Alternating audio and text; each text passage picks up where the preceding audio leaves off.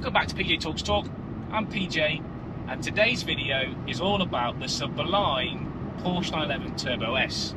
This has been my dream car since I was a little boy. I didn't have the Lamborghini Countach poster on my wall with the sexy lady holding the white wheel.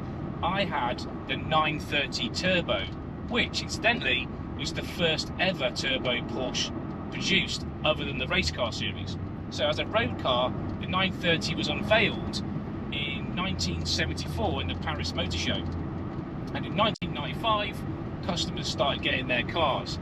Now soon after that it became known as the Widowmaker, because that car had a flat 6 3-litre turbocharged engine producing 260 brake horsepower, which at the time was a bonkers amount of horses, and would go from 0 to 62 or 0 to 100 kilometers an hour in about 5.5 seconds. So you can imagine at the time a 9-second car was considered super quick. So what would happen is people would put their foot down on these cars, and after the turbo lag had finished, the boost would come in and surge them down the road like lunatics. They would panic, lift off the throttle and have massive step off oversteer. What would that result in? It results in them flying off a cliff, hitting a tree, smashing into somebody else's car, and unfortunately a lot of people were killed. So hence the nickname, the Widowmaker. Right, let's move forward now to this car. After 50 years of heritage, all they've done is made the Turbo S better, faster, but also safer. So why does this car not get massive understeer and massive step-off oversteer? Well, that's down to a load of abbreviations and Porsche engineering, and there's a lot of them.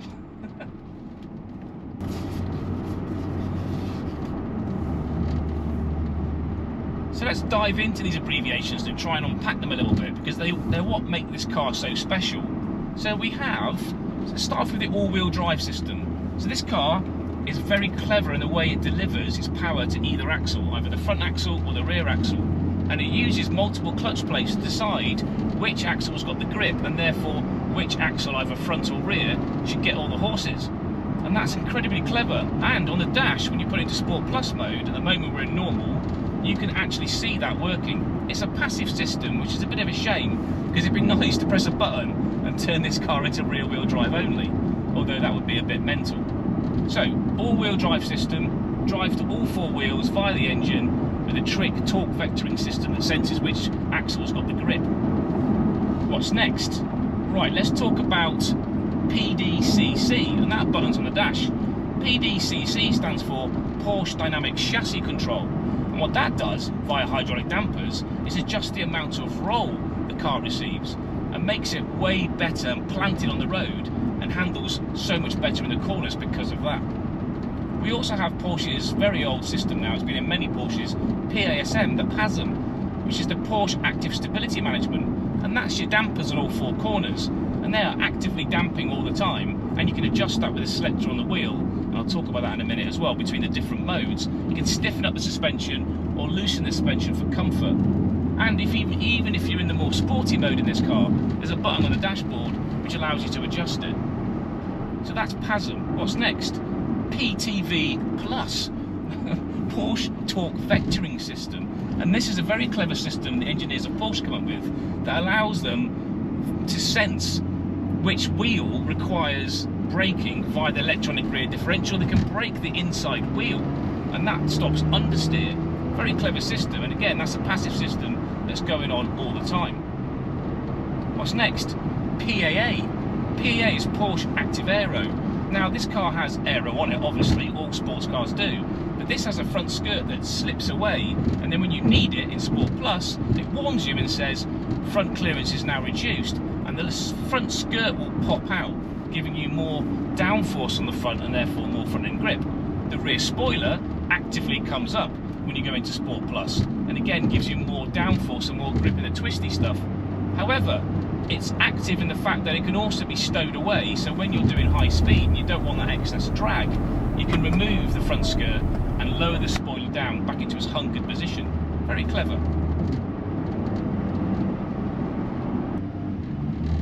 The final one I want to talk about as we go around this roundabout is the rear wheel steer. The rear axle allows the rear wheels to steer in the corners.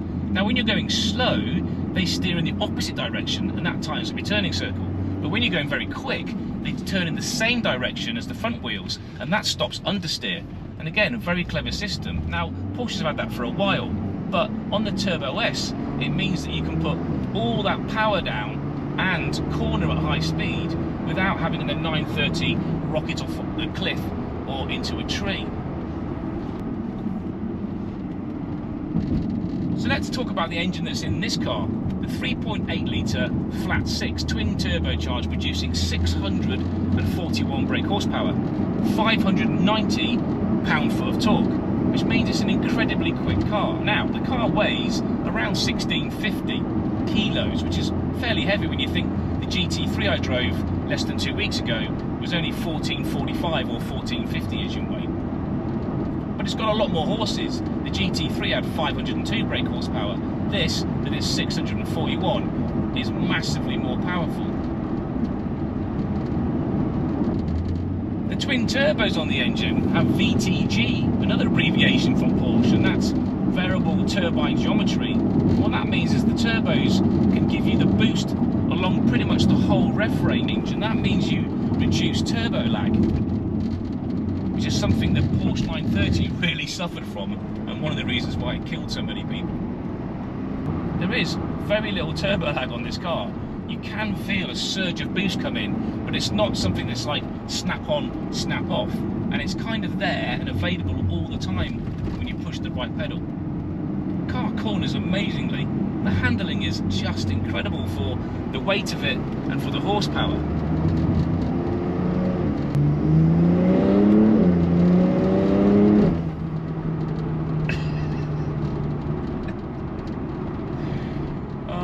Such fun. And the good thing about Porsches is they can do that all day long. You can launch them all day long. You can push the engine hard all day long. That's the whole beauty of the flat 6 engine that Porsche have used for a long time, the old boxer engine. Because the pistons go against each other, they're not going off in a V or up and down. There's very little vibration. So they equal themselves out basically. There's no need for heavy counterweights in the engine, which is the reason why this car revs out so quickly and so nicely with, you know, minimal fuss. And the GT3 can rev out to 9,000 RPM. And that's all down to the fact that it's a flat 6 engine. It also has a very low centre of gravity. It's a very wide and low engine, and that helps with the Porsche because the weight's slung out in the back. But again, with all those things we spoke about earlier, all the abbreviations, that doesn't really matter because Porsche have swept that all away. So let's talk about the driver select modes you've got available to you in the new 911 Turbo S. On the steering wheel you have the little rotary wheel which you can turn to engage the different modes. So we're in normal at the moment, let's go into sport. So as the GT3 did, the rev range has gone from about 1,000 to 2,000 RPM. It sounds a bit more angrier in sport mode. Everything tightens up a little bit and you get the sports exhaust. Right, you still haven't got the active aero engaged though. Let's go into Sport Plus. Definite change in RPM, about another 1,000 RPM there. Plus you get the warning that the front skirt has come down and you're now in Sport Plus. And the rear spoiler has now come up. So the front skirt's deployed, rear spoiler's up, sports exhaust is on, and the PDCC is active. Right, let's see what we can get out of this car then.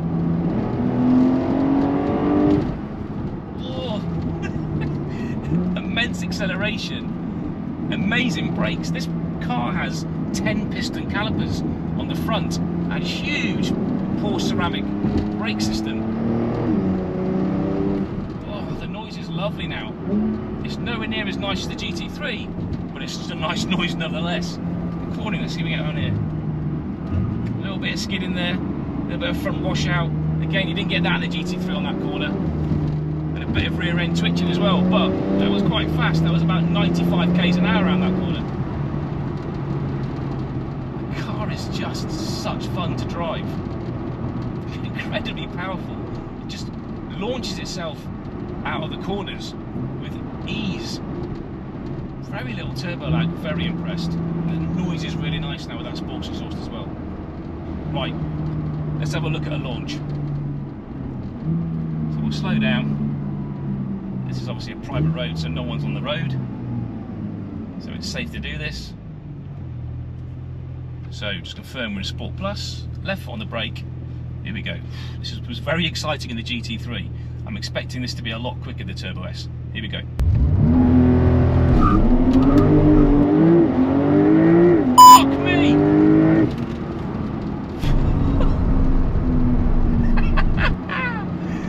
Oh my god. The GT3 was amazing. That is mind-bendingly bonkers. I think I might have swore then. If I swore, I apologise. I'll beep it out. I didn't mean to. Oh.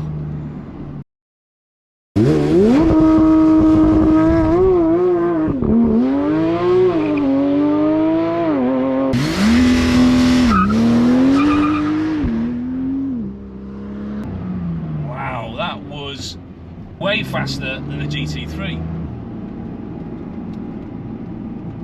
Christ almighty. These 911s, the launch on them, I mean, I obviously heard all the hype about it, but now having experienced it in the GT3 and now obviously hit this in the 911, I can't even talk. I can't, my mind is completely scrambled. That's vicious acceleration, and it just kept going. I had to stop because I'm not allowed to speed in this car, and I wouldn't speed anyway, so I had to stop at the speed limit of this road, but it would have just kept going. I undoubtedly would have just kept going and going and going right up to its top speed of 205 miles an hour. Right, let's see what the brakes are like then. Let's test the brakes like we did on the GT3. So same speed then, 80 k's an hour. Let's go hard on the brakes. Oh, yeah. They work as well. I would say the brakes work just as good as the GT3, if not maybe a little bit better. 10 piston calipers really are working on the front end. And again, because they're ceramics, they're not going to overheat, so on track, your pedal's not going to get long. You're going to have all that enjoyment of fast acceleration and braking throughout the whole track day. And that's something Porsches do really well. I've been to multiple track days in many sports cars and supercars since I've been in the UAE, including my own cars. And Porsches just go around the track all day long. They don't overheat like my friend's Audi R8, for example, overheated. My friend's Lamborghini Huracan overheated. I was in a GT4 at the time because that's the car I owned, but that never overheated. But I didn't want to, you know, use all the brake pads and discs and use all the tyres up. The Porsche Club were just hammering around the track. So, brakes, tick, acceleration, unbelievable, and just brutal. Very little turbo lag, incredibly fast car. It's an absolute missile.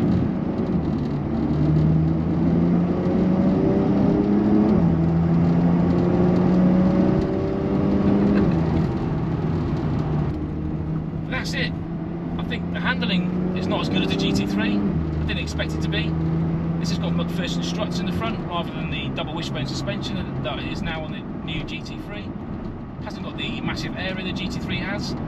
So yeah, it's not going to handle as well. But with all those abbreviations we spoke about earlier, it does handle incredibly well, let's face it. It's not exactly a slow car in the corner. You can feel that rear wheel steering kicking in. And now the roll is next to gone. There's very little dip and dive on the brakes, tiniest bit of dip. And when you really boot it on the right foot, like I did then with the launch, the dip and dive is like, yeah, it's minimal. Just such a good car. I mean, what a real dilemma now. I mean, I would still go for the GT3. I know I would, because I'm that kind of person. I like that more track-focused, hardened car. I was a massive Lotus fanboy for many years, and you know, hitting a bump in a Lotus was a full-body experience. You have a broken vertebrae or you broke a rib. But this is such a comfortable car. So how do we sum up this amazing car? The Porsche 911 Turbo S, Porsche's flagship car, is an incredible vehicle.